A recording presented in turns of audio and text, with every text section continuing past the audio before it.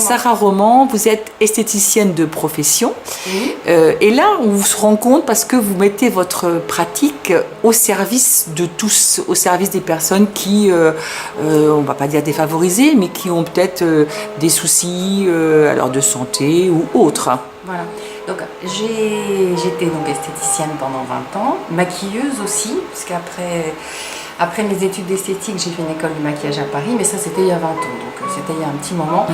Et donc j'ai été installée à mon compte pendant 15 ans. J'ai travaillé aussi pour d'autres, mais installée à mon compte. Et dans mon institut, que j'ai vendu d'ailleurs depuis, il y a eu plein de rencontres de vie, de toutes sortes. Hein, bon, bien sûr, beaucoup de cas de cancer, de plus de cheveux, plus de cils.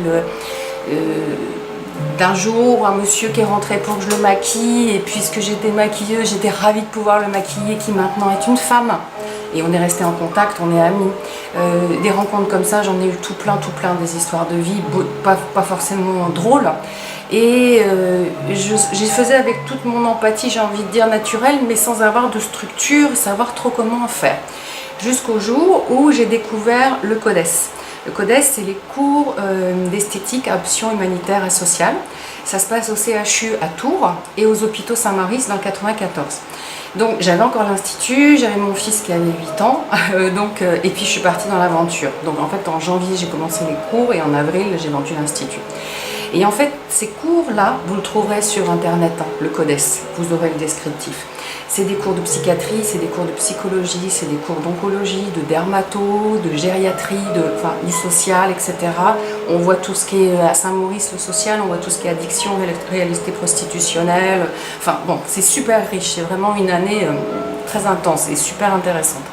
Donc bon, j'ai eu mon titre, c'est un titre d'État, ce qui n'est pas le cas pour tous, mais là c'est vraiment un vrai diplôme, un titre d'État. Et la socio-esthétique, c'est la pratique des soins esthétiques auprès des personnes fragilisées, donc soit dans leur atteinte physique, morale ou sociale, et carcérale. Donc c'est vraiment pour tout le monde. Donc voilà. Et cet été, je suis intervenue à la Maison d'arrêt auprès de femmes. Si, c'est important, je trouve, de parler. C'est des personnes qui ont fait des erreurs dans un parcours de vie compliqué, mais qui sont des êtres humains. Mais nous, on le comprend, mais c'est pas le cas de tout le monde. Bon, enfin, voilà, c'est une histoire, c'est les faits, et j'ai trouvé ça formidable, et honnêtement, j'espère pouvoir y réintervenir plus tard. Question de budget, bien évidemment. Donc là, à la pharmacie, donc j'ai eu la chance de rencontrer M. Mouni un peu par hasard. Je lui ai dit voilà ce que je fais. Il m'a rappelé, il m'a dit ça m'intéresse, votre projet, ce que vous faites, on essaye et on y va. Et donc du coup, il y avait ce local qui était décalé de la pharmacie où on a installé toute cette cabine pour faire, comme vous avez pu voir ce matin, voilà, un atelier comme ça. Elles ont fait du lien, elles étaient heureuses de se retrouver, elles ont repris rendez-vous ensemble. Elles étaient bien, elles étaient tout simplement bien alors qu'elles ne vont pas chez le médecin, qu'elles ne s'occupent pas d'elles, qu'elles bossent comme des folles et que pour elles, quelque part, elles ne le méritent pas, quoi. C'est une parenthèse dans leur vie à ce moment-là. C'est une parenthèse, c'est une bulle, c'est une petite bulle. Et puis essayer d'aller au-delà et d'inscrire quelque chose pour qu'elles aient envie de recommencer et de prendre soin d'elles et de se faire du bien. En fait, alors la socio-esthétique, c'est aussi, vous dites, vous déplacez aussi dans les hôpitaux peut-être, ou rencontrer des personnes. J'interviens à la clinique Saint-Martin pendant les dialyses. C'est formidable.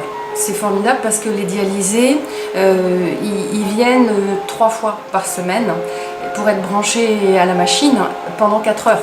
Donc ils ont quoi? Ils ont le casque, ils ont la télé, ils ont un bouquin. C'est dur pour eux parce que ils sont rattachés à cette fichue machine, ils ne peuvent pas faire autrement. Hier, il y a un monsieur qui me disait que les journées passaient trop vite maintenant, parce que le matin, il y avait la dialyse, et puis l'après-midi, forcément, il était fatigué, parce que ça les fatigue, ça les chamboule, on chamboule tout leur sang et tout. Et donc, les journées étaient trop petites, et qu'ils ne pouvaient pas faire tout ce qu'ils voulaient faire, quoi. Donc, lui encore, je dirais qu'il a le moral.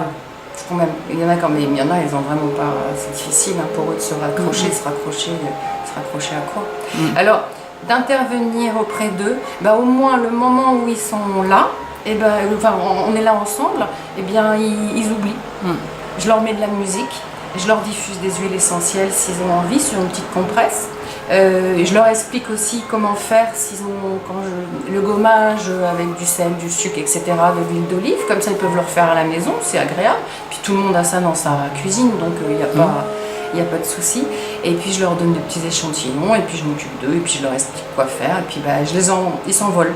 Ils sont un petit peu plus là, et puis voilà, ça fait une part. Donc si on peut vraiment résumer ce que c'est que la socio-esthétique, c'est effectivement de l'esthétique, mais c'est aussi beaucoup d'approche de la personne, c'est retrouver être en harmonie avec soi-même, ça va bien au-delà de l'esthétique. Ça va bien au-delà, c'est l'estime du corps, l'estime de soi-même, se réapproprier un corps douloureux, parce que quand c'est douloureux, quand il y a un toucher qui est bienveillant, enfin bienveillant mais doux, et c'est tout drôle, parce qu'ils ont oublié ce que c'est.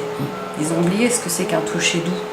Hein, donc c'est leur dire, mais si, regardez, ça existe encore. Alors du coup, ça leur fait un beau sourire que vous êtes en train de me faire. Merci beaucoup voilà. Sarah, et puis on espère que ça prendra encore plus d'importance. Oui. Et puis dire à ceux qui nous écoutent, voilà, c'est une chose qui existe et il ne faut pas hésiter. Merci beaucoup. À vous.